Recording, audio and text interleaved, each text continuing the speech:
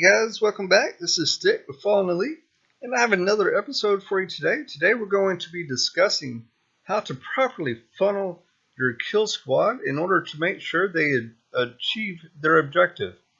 So first, you'll need to determine your objective. That's going to be the number one step. Second step is going to be to determine the placement of your tanks. You've got to make sure they soak up as much damage from the surrounding defenses, check out the ranges of the defenses, and place those golems in the perfect spot to make sure they protect your wizards. Next, you need to set your wizards. Make sure you place them towards the outside of the entry point because you want to make them create a funnel for your heroes to get inside that core. Next, you need to send in your wall breakers. Make sure they're not hit by splash damage. Or place a jump. If you need to place a jump after you break up the wall, or you could, instead of use a wall breaker, you could use a jump. Next, and probably the most important to me, is a timely placement of your heroes. If you place them too early, they could walk on you. If you place them too late, they could walk on you. And if you place the king too early, he could be targeted by the CC troops. So that's very important that you are timely with the placement of your heroes. So with that said, let's go ahead and take a look at an example of a strategic funnel. Okay, here's an example of a proper funnel technique, and this was done by Walain. And he's going to show us a Golava attack, and he's going to use his kill squad for that. So in order for him to accomplish his objective, which is step number one, he will need to take out an air defense and the queen. That is the main objective when you're attacking with the Golava attack, and preferably you would like to take out 2 air defenses if you can. However, in his case, what he chose to do was to take out the air defense with a shake and bake. So he's going to take out the air defense with the 2 zaps and an earthquake. So that immediately, right there, 1 air defense is taken care of. So next, he's going to determine where he's going to place his tanks. So where is he going to place those golems at? So they're going to come in from 9 o'clock. Okay, they're going to go slightly north of the cannon. Right in there. So next, we got to figure out what is all hitting those tanks. Is he getting the full potential out of those tanks? So basically, he just needs to make sure that these 3 defenses are targeting the golems and not his wizards. So his wizards' main goal are going to be to make a funnel. They need to be placed on the outside of those golems, and they're actually going to leave some buildings towards the middle, towards that cannon, to make sure the heroes get sucked into the core and get sucked into that funnel. So let's go ahead and place the wizards down, and they're going to be well protected. So he's going to put 1 on the outside here. Notice he uses his wizards very effectively. He only used 3 wizards for this funnel. So he has 3 wizards. 1 on the dark elixir pump, 1 on the camp, and 1 on the elixir pump. I guess that's a dark elixir drill. But either way, you get the picture.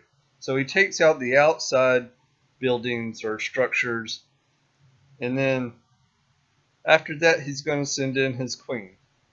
He's going to drop that queen down right behind the golems, and she's going to start doing work.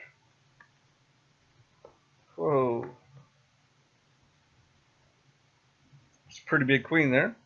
But she's going to come in and she's going to shoot the elixir pump and the builder's hut, and then head into the cannon and the core, because this dark elixir drill will be taken care of. This camp is... There's no choice but for her to start working her way into the middle. Then after he drops the queen, he's going to send his wall breakers. Now,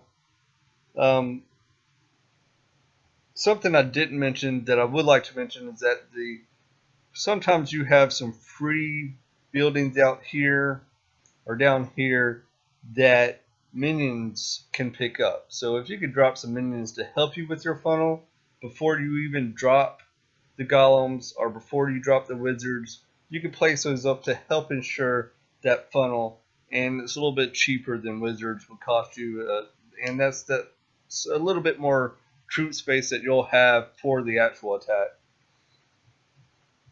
Okay, so after we got the wizards, make sure they're protected and making sure that they're creating this funnel. Next step will be to make sure you have the proper jump and wall breakers. So he's going to send in the wall breakers next. And it's going to be about 3, and they're coming in about this area here. And they're going to come in and break open the wall there. Okay, and next we're going to have the king. He's going to be dropped next with the jump. So let's go ahead and place the jump down. It's going to go right over the corner here and allow the golems and the queen and the king access to the core. Now, what you want to do is try to wait as much as you can. This is extremely important and can allow your king to go that much further into the core, is if you wait to drop him after the CC is pulled by the golems. What you want is this CC to go after your golems. You want the CC, the dragon, the balloons, or whatever is in there attacking your golems and not your king. That will allow him to continue to do work. And if he's able to, he'll target the CC troops and take care of them while they're beating on a golem. So it's very important to try to wait on the placement of the king. So final and the last placement is the king. Let's see if I can do better with him than I did with the queen. So a nice little K here. Alright, I think that's a little bit bigger, but they're both big, but they're heroes, so they got to be big, right? Alright, so they go in, and does he accomplish this goal? That's a good question. Let's go ahead and play the live version, the live video, or the replay, and see how it goes. Alright guys, this is Waylon's attack, and he's going to show us the proper funnel technique. Once again, he's going to start us off with the shake and bake. It's going to take care of that first air defense. 2 golems are going to come in next to start off the kill squad. They're going to go slightly north of the cannon. That's going to allow the wall breakers to come in from the south of the cannon. His wizards go down. They're going to take care of the outside structures while the queen takes care of the inside structures. She is forced to go towards that cannon and towards the archer tower and the wizard tower. Alright, so now he places the jump. The golems trigger the CC. They should be the ones targeted by the CC. King comes down, and he's going to follow up. He's going to go straight in after the queen.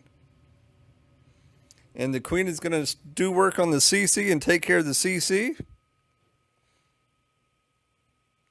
And she's also going to get rid of this expo while the king gets rid of the blower. And then he's going to get killed by the enemy queen. So now that that's done, with the funnel complete, he starts his second part of the attack. He sends in his lava hounds and his loons. Great job of using the haste spell to get his loons to follow up right behind the lava hounds. It keeps them very close. He placed them very far outside, but that's because that would have caused the balloons to have to travel that much more over. So by using the haste there, he's able to get them to fly over those structures to get to the defenses that much faster. He sends in the rest of his hounds and the rest of his loons. And then he's just going to take over the base, and it's game over at this point. There's only a few left. He sends his last balloon. He probably could have shaved it to help with cleanup, but since the hound popped, he had plenty of lava pups, and they were able to take care of business and end this attack with a 3-star. He did a great job. I hope you enjoyed the video. If you did, please like, subscribe, and share. Stick out. Thank you. Ciao.